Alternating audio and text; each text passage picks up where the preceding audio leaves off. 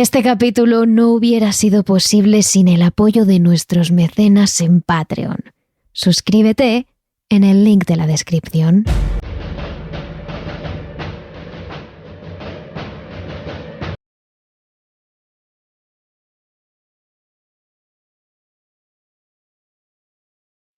¿Qué hay más seguro que una base militar? Se supone que es allí donde se forman los futuros soldados del país. Lugares llenos de armamento, de mandos, de hombres y mujeres rudos, aguerridos y escépticos. Y sin embargo, algunos de los casos más importantes de edificios encantados o embrujados se han dado precisamente en bases militares. Son conocidos los casos de Morón de la Frontera, aquí en España, del Fuerte Warren, en Estados Unidos, que trataremos en Patreon. Pero en este capítulo hablaremos del caso de la base militar de West Point. El caso que lanzó a la fama a dos de por aquel entonces poco conocidos demonólogos de Connecticut, Ed y Lorraine Warren. Terrores nocturnos. Con Emma Entrena y Silvia Ortiz.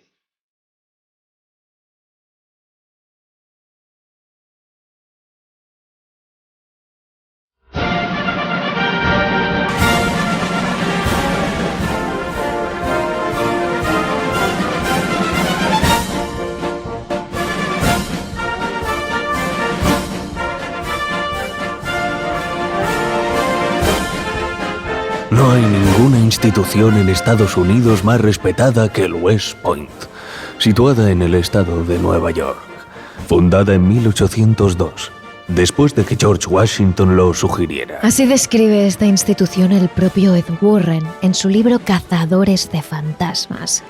Se trata de una institución de categoría, a la que han acudido algunos de los militares más importantes de Estados Unidos. Y así lo refleja su aspecto. Un enorme terreno de césped perfectísimamente cuidado, en el que se erige la estatua de un militar a caballo, justo delante de la propia base militar. Casi un castillo, un fuerte, de piedra gris con varias naves, enormes ventanas de imitación al estilo gótico, unas enormes escaleras e incluso un torreón. Cualquiera que pasara por delante podría pensar que es eso, un castillo, o incluso una catedral muy sobria. Es un edificio imponente. The Point, como se la conoce entre sus graduados, tiene la merecida reputación de producir hombres y mujeres con un adiestramiento que les enseña a ser obstinados, pragmáticos y a rechazar todo aquello que tiene que ver con la fantasía. Y sin embargo, el misterio se abrió paso en West Point. Todo empezó en un punto concreto, dentro de la gran construcción, allá por la década de los 70. Y ese punto era la habitación 4714. Allí dormían dos cadetes, Jim O'Connor y Victor. Al principio ninguno de los dos reportó nada extraño, pero lo cierto es que los acontecimientos paranormales no tardaron en suceder.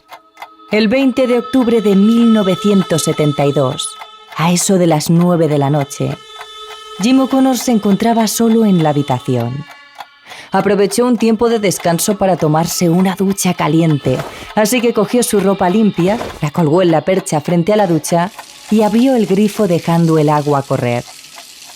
Cuando empezó a salir el vapor de esta, el joven se quitó la ropa y se metió en la ducha. Este era quizás uno de los momentos más relajantes de todo el día, y en un principio así lo estaba siendo, hasta que empezó a ocurrir algo extraño. El agua caliente pasó de un segundo a otro, a salir con una temperatura que rondaba los 0 grados. El joven pegó un brinco y rápidamente empezó a toquetear la temperatura del grifo para ver si esta volvía a la normalidad. Desesperado, hubo un punto en el que se giró, mirando hacia el lavabo, y vio cómo su ropa colgada en la percha se balanceaba de un lado a otro con gran fuerza, como si alguien hubiese agarrado las telas y las hubiese lanzado hacia un lado, de tal manera que luego, con la inercia del golpe, quedaban unos segundos más en movimiento. Algo extrañado, el chico consiguió recuperar la temperatura del agua y volvió a mirar hacia su ropa. Estaba totalmente quieta, como si nada hubiera pasado. Pero sorprendentemente, a los pocos segundos, el agua volvió a retomar esa temperatura helada, que cuando el joven miró hacia sus prendas, estas volvían a estar en movimiento. Jim no entendía nada. Y lo peor es que esto pasó varias veces. En ese pequeño cuarto con una ducha, no había ninguna ventana, nada que pudiera mover con tanto ímpetu su ropa colgada. Pero al tratarse de algo tan raro e incomprensible, optó por olvidar el tema y vestirse y volver con el resto de sus compañeros. La noche siguiente, su compañero Víctor decidió ir a la zona de las letrinas. Cuando terminó, fue a coger el papel higiénico y vio cómo éste se estaba desenrollando totalmente solo. Anonadado, fue corriendo a la habitación de su compañero y trajo a Jim del brazo para enseñarle lo que estaba ocurriendo. El papel del váter se estaba desenrollando rápidamente por una fuerza invisible que lo empujaba. A los pocos segundos, cuando los dos jóvenes entraron en los baños, efectivamente O'Connor pudo comprobar que todo el papel higiénico estaba completamente en el suelo. Y no le hizo falta que su compañero le contase más acerca de lo que allí estaba ocurriendo, porque él ya sabía de sobra que en esa zona del edificio pasaba algo muy raro. Pero lo peor estaba por venir. Una noche, Jim se despertó a eso de la 1 de la mañana con muchas ganas de ir al baño. En silencio, se levantó de la cama y salió del cuarto para ir a los servicios. Una vez terminó, el joven tiró de la cadena y justo en el momento en el que se dio la vuelta, vio que había alguien más en el baño con él, mirándolo fijamente. Tiempo después, el joven lo describiría de la siguiente manera. Esa figura medía alrededor de 1,70. Estaba vestido con un abrigo gris desgastado, sentado como uno lo haría si estuviera en un banco. Sostenía en su mano derecha un viejo mosquete con una bayoneta vintage de la Guerra Civil. Jim se quedó completamente paralizado mirando a aquel hombre. No sabía quién era, qué hacía allí, ni cuándo había llegado, porque tenía claro que cuando él entró, estaba totalmente solo. Pero lo que sí sabía seguro es que aquella persona no estaba viva. No era alguien como tú o como yo, de carne y hueso. No solo la forma de vestir delataba que pertenecía a otra época, a otro siglo, sino que había algo más que llamó la atención a O'Connor, que jamás podrá olvidar. Sus ojos, brillantes y luminosos como dos faros de luz. Así lo contaría él tiempo después. No noté nada además de su falta de ojos. En lugar de ojos tenía 2 manchas blancas. Sin que aquella figura apartase la vista del joven, se levantó y se quedó quieto, mirando al chico. Segundos después desapareció, sin dejar el mínimo rastro de haber estado ahí. Posteriormente, tanto Jim como Víctor tuvieron que hacer frente a ciertos acontecimientos totalmente inexplicables. Cambios de temperatura, no solo en el agua, sino en la propia habitación. Ruidos, objetos que desaparecían o que estaban totalmente descolocados y tirados por el suelo. Fue a partir de ahí cuando ambos decidieron enfrentar al fantasma. Realmente no sabían cómo, pero decidieron quedarse en vela toda la noche para poder ver qué es lo que hacía la entidad y de alguna manera conseguir que ésta se fuera. Los chicos prepararon una buena dosis de café caliente que les ayudaría a mantenerse despiertos toda la noche. No se lo dijeron a nadie. Querían mantener el secreto y resolver el problema ellos solos. Pero spoiler, no lo consiguieron.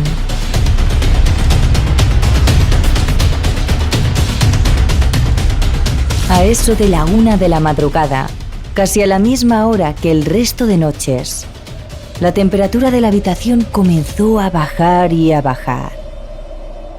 Ni las mantas, ni las chaquetas, ni abrigos les eran suficientes a los chicos para hacer frente a las bajas temperaturas de la habitación. Ambos comenzaron a tiritar y de sus bocas salía vaho cada vez que expulsaban aire. Pero ese frío invernal no podía pararles. Tenían que quedarse y hacer frente al fantasma que habitaba en el mismo cuarto. De pronto, observaron cómo éste aparecía por una de las paredes del cuarto donde estaba pegada la cama de Víctor y daba la vuelta a la habitación para luego desaparecer por la pared de enfrente. Posteriormente volvía a hacer presencia, pero esta vez encima de la cama de Jim. Se quedaba ahí un rato, quieto, y de la misma manera desaparecía por otra de las paredes de la habitación. Los jóvenes estaban boquiabiertos. Podían ver perfectamente a ese hombre traspasar las paredes y merodear por la habitación, además de levitar encima de sus propias camas. Lo hacía una y otra vez, en bucle. No parecía afectar a la entidad el hecho de que ambos lo estuvieran observando, de que hubiera luz en aquella habitación. Nada. El hombre seguía recorriendo la habitación como un soldado que hace guardia y realiza una y otra vez el mismo camino de un lado a otro. Sin embargo, en un momento dado, aquel fantasma apareció en la habitación por otra de las paredes y se plantó justo delante de los chicos, mirando a ambos fijamente. Había cambiado su recorrido. Se quedó así unos segundos y posteriormente se abalanzó hacia ambos, pero justo en el momento en el que los iba a traspasar, se desvaneció. Los jóvenes se levantaron y salieron de aquella habitación. La situación había llegado demasiado lejos. Ambos habían entendido perfectamente esta última advertencia por parte de la entidad y no querían saber nada más de aquel hombre. A la mañana siguiente, los jóvenes fueron al despacho de sus superiores y, algo avergonzados, acabaron por contar la historia. Al contrario de lo que pensaban, el teniente les escuchó muy atentamente y, lejos de reírse de ellos, asintió pensativo con la cabeza, como si no fuera la primera vez que escuchaba una historia similar. Fue entonces cuando mandó a uno de sus encargados a pasar la noche siguiente en el cuartel de los chicos, junto a otro compañero más, Terry. Esa noche, los 4 hombres estarían en la habitación. Los 2 jóvenes, que dormirían ahí como de costumbre, y los 2 encargados, que se mantendrían despiertos para ver si lo que ocurría era real, y en caso de ser así, detallarlo todo en un informe. Como de costumbre, todo empezó a la 1 de la mañana con un drástico cambio de temperatura. A Terry, uno de los encargados, no le hizo falta más para verificar que allí ocurría algo, e incluso, asustado, incitó a su compañero para que ambos salieran lo antes posible de aquella habitación. Pero él se negó rotundamente. No tuvieron que esperar mucho más hasta ver cómo las entidades hacían acto de presencia en la habitación. Y decimos entidades porque ellos, en su informe, hablaron también de otro hombre que tampoco tenía ojos, igual que el fantasma del soldado que atormentaba a los jóvenes. Pero a diferencia de este, en su lugar no tenía 2 grandes puntos de luz, sino todo lo contrario. Tanto la nariz como sus ojos eran completamente negros, como si estuvieran huecos. Esta entidad solo asomó la cabeza al cuarto donde estaban los 4 soldados. Lo hizo desde el techo y pareció quedarse unos segundos analizando a los 2 nuevos compañeros de habitación, que le miraban completamente aterrorizados. Segundos más tarde, a altas horas de la madrugada, los encargados decidieron redactar el informe lo antes posible y salir de aquella habitación. Irse antes de lo previsto, para alejarse de aquel cuarto embrujado.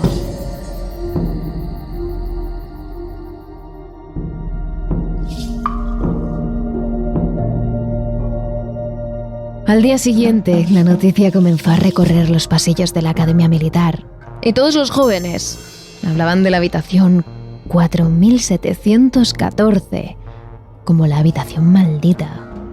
Es entonces cuando el propio John Freely, al escuchar la historia y leer los informes, decidió pasar una noche entera allí también.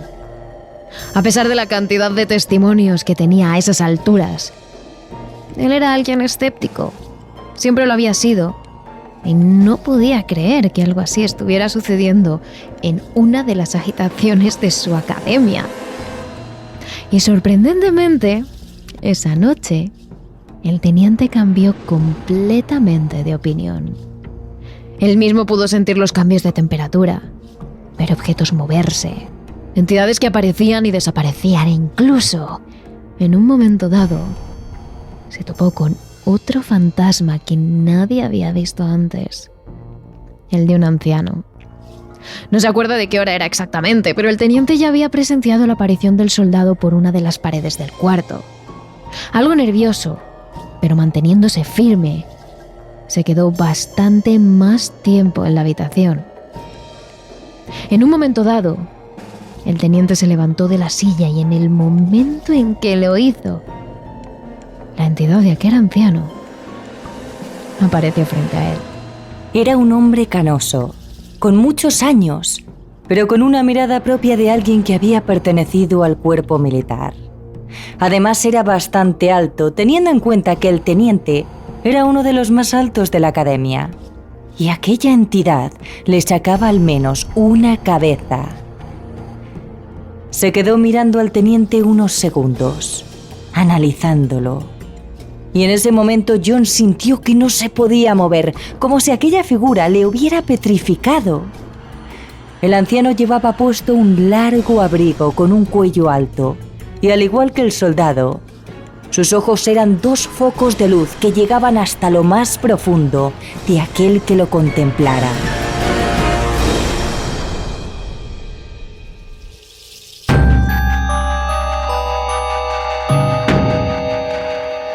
A partir de ahí, los cadetes decidieron registrar minuciosamente todo lo que pasaba. Llevaron termómetros para medir la temperatura a determinadas horas de la noche e incluso hicieron pruebas con una vela, cuya llama se hacía más grande o más pequeña, sin ningún sentido.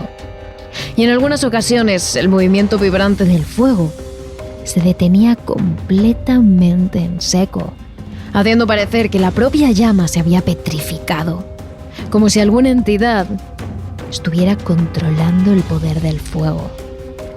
Todo ello lo fueron anotando en sus agendas y posteriormente lo plasmaron en un artículo que apareció en el periódico The Painted, el periódico de la Academia Militar. Un texto que llegó hasta la mismísima Nueva York. La historia de la habitación embrujada 4714 dejó de ser conocida solo en la propia Academia Militar de West Point y empezó a ser conocida en todo Estados Unidos. De hecho, no se sabe con certeza lo que ocurrió después de todo esto en aquella habitación. Hay quienes dicen que fue exorcizada y que por ese motivo a partir de 1972 no se registraron más incidentes paranormales. Pero lo que sí se sabe es que esa habitación dejó de ser un cuarto para cadetes y pasó a convertirse en la sala de estudio. Además, el edificio en sí pasó a ser rebautizado como Scott Barracks. Los problemas se extendieron más allá de ese barracón y de esas entidades. Algo parecía estar corroyendo cada parte de West Point y fuera lo que fuera, había llegado a la llamada Casa Thayer, la residencia del general Dunbar. Era una casa que se heredaba con el cargo. Cada vez que alguien obtenía el puesto en West Point, también obtenía la residencia. Así que varios tenientes generales y sus esposas habían pasado por allí antes de que Dunbar ocupara el puesto.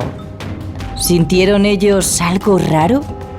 Eso es una incógnita, pero desde luego, el general Dunbar sí lo hizo.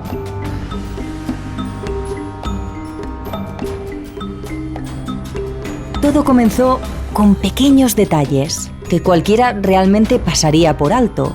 Invitados que no encontraban sus carteras durante horas, joyas que parecían moverse solas de los cajones, la esposa del general cuchicheando porque no encontraba el bolso, o el propio general saliendo de casa, dejando la puerta abierta porque era incapaz de encontrar las llaves.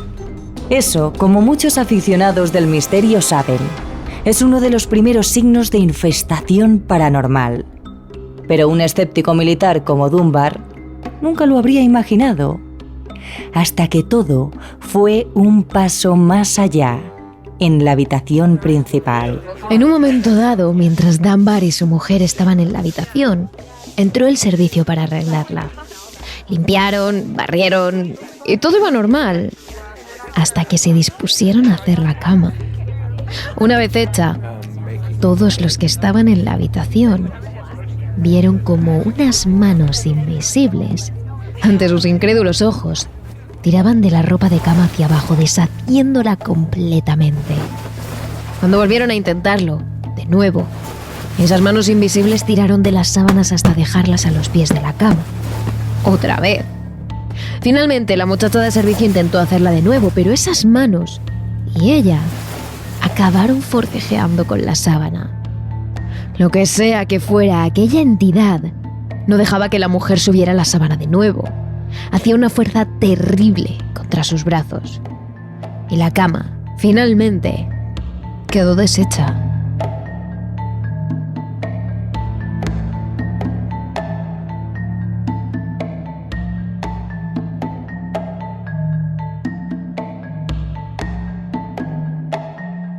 Los rumores empezaron a correr por West Point. No era difícil. En instituciones como estas las paredes tienen ojos y los cuchicheos corren como la pólvora. Aunque había algunos a los que no les hizo falta que los rumores del fantasma de la casa Thayer les llegara a los oídos. Los soldados más sensibles ya evitaban acercarse a esa casa. Por muy importante que fuera el tema que tuvieran que tratar con Dunbar, preferían infinitamente hacerlo al día siguiente, en la base. Muchos, a posteriori, dijeron sentir una energía tremendamente negativa emanando de la casa, como un lamento triste y a la vez enfadado que les resonaba en los oídos. Un lamento que les hacía mantenerse alejados de la casa. Poco a poco todo comenzó a subir en intensidad. Las puertas se cerraban solas ante los ojos del general dando un portazo que agitaba los cuadros de las paredes. De esas mismas paredes salían golpes estruendosos, lo suficiente como para despertar al servicio si estuviera allí. La ropa, cuidadosamente colgada en los armarios, era arrancada de las perchas como si un ser invisible disfrutara desordenando la casa, lanzando la ropa y dejándola tirada por el suelo. Todo ello repetido una y otra vez, día tras día, ante los ojos del propio general. Y por último, llegó la confirmación de personas que no vivían en la casa. No solo el general Dunbar y su servicio vieron y sintieron aquellas cosas. Los invitados del militar también lo hicieron. Finalmente, en 1972, cuando todo esto acaba siendo insoportable, la Academia Militar decide pedir ayuda a dos demonólogos que, por entonces, apenas estaban empezando a despuntar en Connecticut: Ed y Lorraine Warren. En principio, simplemente les llamaron con la idea de que dieran una conferencia en la academia. O eso fue lo que les dijeron. Y los Warren, grandes admiradores de las bases militares, acudieron encantados. Cuando llegó el día, lo primero que sorprendió a los Warren fue el coche en el que les recogieron para llevarlos a la base militar. Una limusina negra, enorme, pulida, casi fuera de lugar frente a la pequeña casa de los Warren. De ella bajó un chofer, con un traje del ejército impecable, y tan recto como un palo, que no habló prácticamente en todo el trayecto hasta West Point. Una vez llegaron allí, les recibió el mayor Ron Price, que les hizo un recorrido histórico por toda la base de West Point. Aunque entre dato histórico y dato histórico, el mayor comenzó a hacerles preguntas sobre su trabajo, sus investigaciones, el misterio, la demonología, las habilidades de Lorraine. Preguntas que ellos contestaron, aunque algo extrañados de que un estricto y escéptico militar se interesara por el tema. Pero pronto supieron por qué.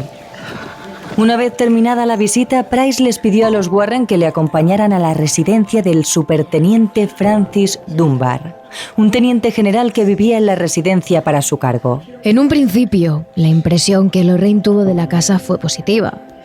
Una casa blanca, de ladrillo, muy bonita. Pero a medida que se fue acercando, Lorraine empezó a temblar ligeramente y a oír el distante pero inconfundible lamento de los espíritus afligidos. Un lamento que suele resonar en los oídos de las personas sensibles. Una vez notó esa reacción en Lorraine, el mayor Price no dudó en contarle los incidentes que allí habían ocurrido. Las manos invisibles, los golpes, el desorden. Aunque no les hizo falta saber nada, era evidente que allí había fantasmas. Por el escalofrío que sentía, por los lamentos que escuchaba y por las sombras que veía claramente en las esquinas de la casa. Nada más llegar allí pudo ver lo que el mayor y sus invitados habían visto ya. Apariciones, puertas que se abrían y se cerraban, golpes en las paredes, o llaves y cartas que se movían de un lado a otro de la casa. No había duda. La casa del general Dunbar estaba infestada de fantasmas. Solo quedaba determinar su naturaleza y su propósito.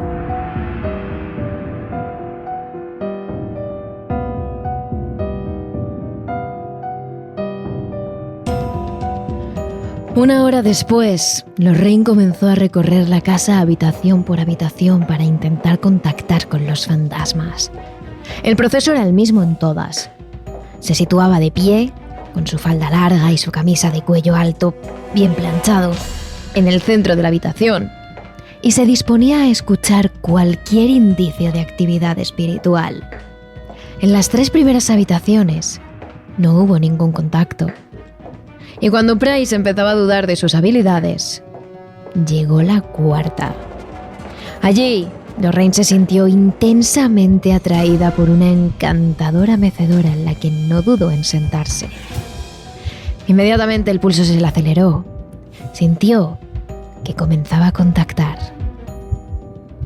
Justo después notó como si alguien le tocara suavemente el brazo y vio algo tan sorprendente que dudó de si contárselo o no a Price. Pero, de todas formas, por honestidad, al menos debía preguntar. ¿Sabes si el presidente Kennedy estuvo alguna vez en esta habitación? Sí, señora. Se alojó aquí durante su visita a West Point. Y Lorraine supo que lo que había visto era cierto. Había vislumbrado al presidente Kennedy, tocando el brazo para que levantara la vista y le mirara. Por un momento, Lorraine pensó que todo estaba resuelto, pero sin decir nada más, en cuanto caminó hacia el pasillo, pudo sentir emanaciones mucho más inquietantes que la del presidente. Había mucho trabajo por hacer aún.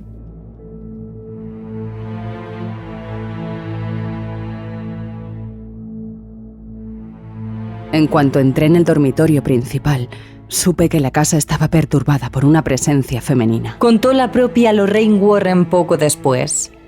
En aquel momento, ella, su marido, Price y su ayudante centraron la atención en ese dormitorio. Lorraine comenzó a tocar los objetos y en cuanto llegó a una pequeña colección de porcelana, lo sintió. La imagen de una mujer dominante, iracunda, de carácter fuerte. Una mala sensación que no pudo quitarse del cuerpo mientras seguía recorriendo la casa, ya que tuvo que salir de allí para librarse de la negatividad que contenía. Salí de la habitación y me dediqué a recorrer el resto de la casa durante un rato. La imagen de la mujer dominante me acompañó durante el recorrido y me di cuenta de que era ella la que estaba perturbando la atmósfera de la casa, la que deshacía las camas y movía las pertenencias personales en las habitaciones de los huéspedes. Entonces, y para su sorpresa, antes de entrar a la siguiente habitación, en cuanto se giró para poner camino hacia ella, Lorraine soltó un pequeño grito.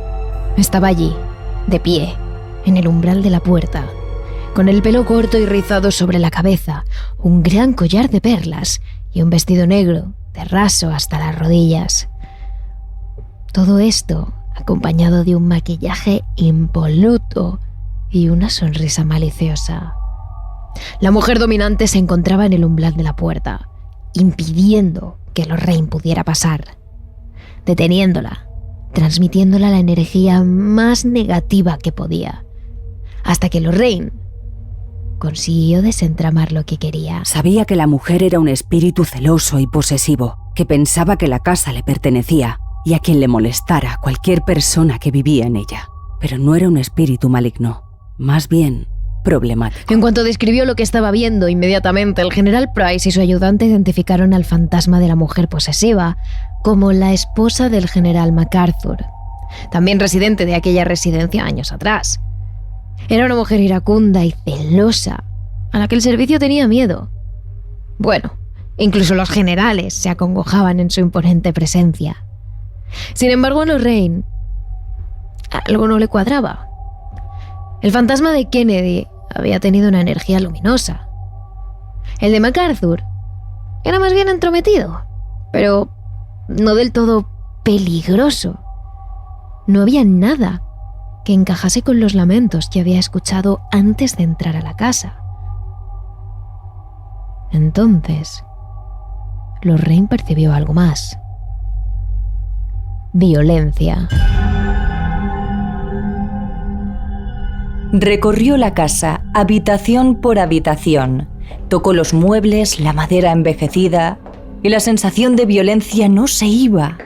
El espíritu que la emanaba estaba allí, entre las sombras, vigilando cada uno de los pasos, moviéndose por las gélidas habitaciones, oscuro, muy oscuro, pero negándose a establecer contacto, ocultándose.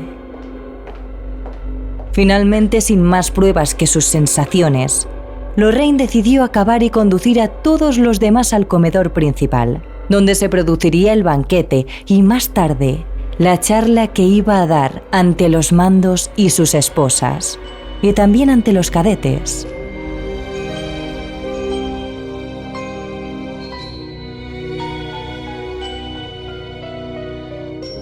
Todos quedaron verdaderamente fascinados por su charla, tanto que las esposas de algunos mandos militares insistieron a Lorraine en que volviera a la casa, ahora, ya de noche, para intentar contactar con espíritus y, si era posible, que los echara. Para ellas era algo increíble, algo que no iba a volver a pasar, como una diversión.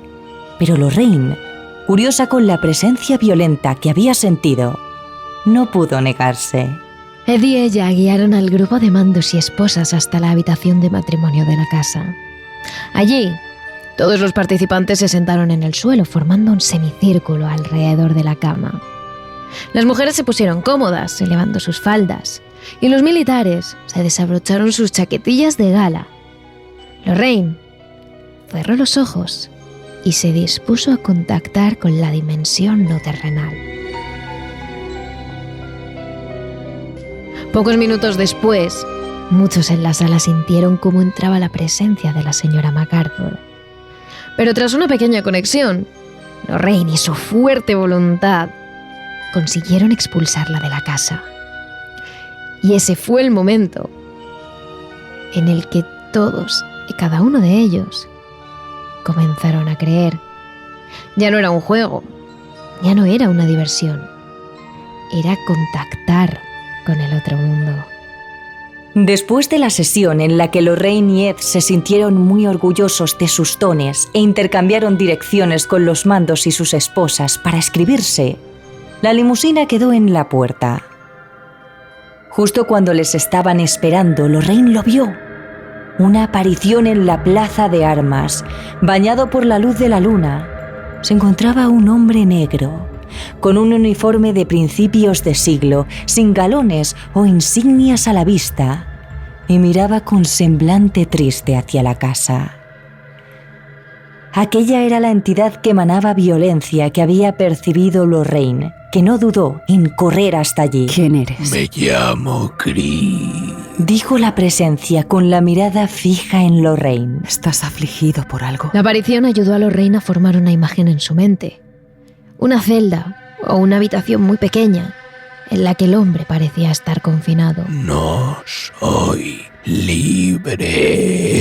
¿Qué te pasó? Greer volvió a mirar a Lorraine y ella sintió una profunda tristeza. ¡Greer! ¡Greer! ¡Puedo ayudarte! Pero el hombre ya se había ido.